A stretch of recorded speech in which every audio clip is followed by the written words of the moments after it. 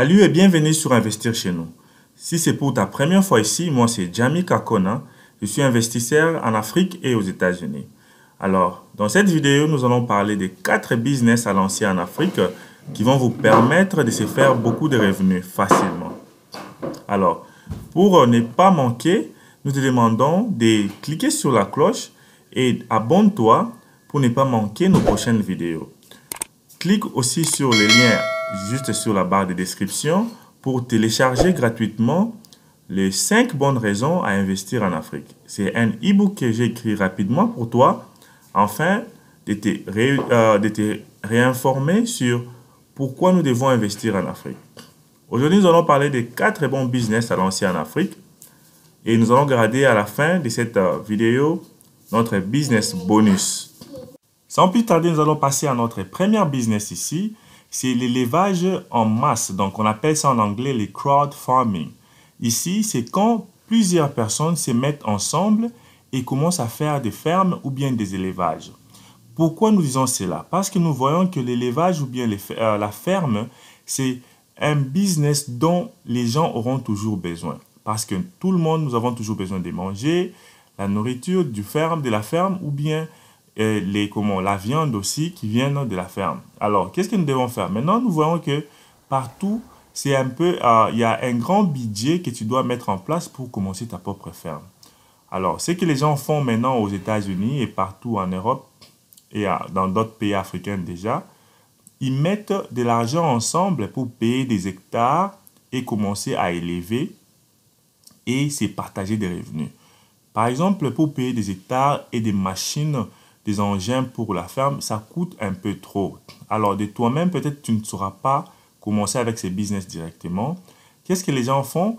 Ils créent des groupes ou des réseaux là où vous allez commencer à, par exemple, mettre $100 par mois. Et dès que vous avez les capitales dont vous avez besoin pour lancer cette ferme, vous commencez la ferme, vous payez les hectares, les équipements et vous commencez à payer les travailleurs. Et lors de la récolte et de la vente, vous vous partagez des revenus. Vraiment, c'est un bon business à lancer en Afrique car nous avons des grandes étendues, mais nous n'avons pas assez d'argent pour commencer ces business. Alors, si nous nous mettons ensemble, nous pouvons faire quelque chose de forme de crowd farming. C'est la même idée pour notre deuxième business. Nous voulons produire localement. Alors, si nous avons des fermes, comme nous avons fait un groupe ensemble pour faire le crowd farming et nous avons produit, par exemple, on peut dire des légumes, des oignons, du piment. Mais nous ne voulons pas manger ces histoires-là brites. Nous voulons les produire, les mettre sur les emballages et les revendre un peu plus cher. Même avoir l'objectif de les revendre même en dehors de l'Afrique, par exemple aux États-Unis ou bien en Europe. Alors, qu'est-ce que nous devons faire? Ça nous pousse à parler de notre deuxième business ici, c'est les crowd manufacturing. Donc, ça veut dire quoi? Nous allons aussi nous mettre ensemble pour commencer à transformer ces produits, ces matières premières de la ferme en matières finies.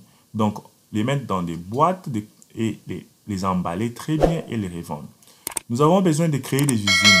Par exemple, l'usine qui transforme des tomates en ketchup, qui transforme les tomates en tomates purées ou bien qui transforme des fruits en jus d'orange et jus naturel.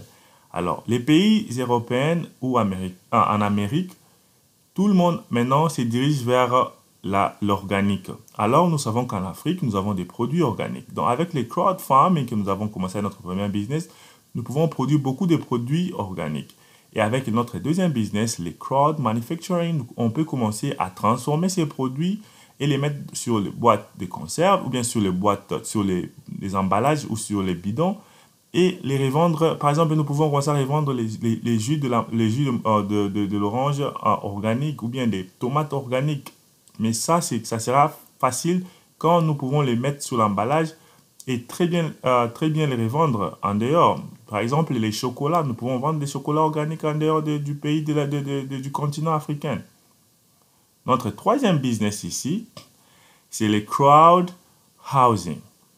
Alors, nous voyons que la population en Afrique continue toujours à croître à une vitesse très élevée.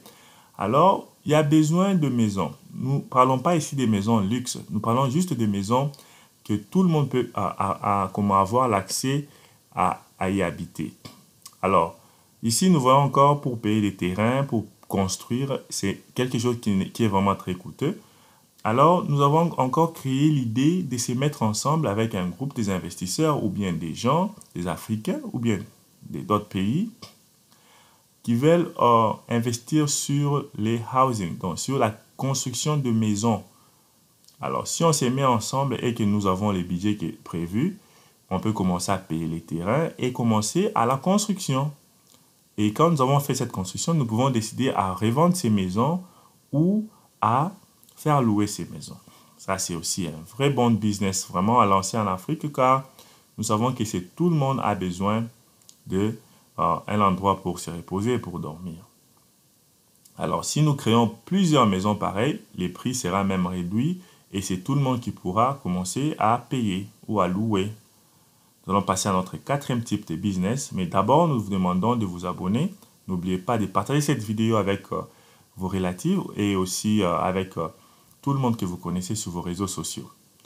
Alors, notre quatrième business ici, c'était les transports pour des produits de la ferme. Donc, créer une entreprise de logistique, mais qui transporte seulement des nourritures, marchandises qui sont de la nourriture fraîche qui vient de la ferme.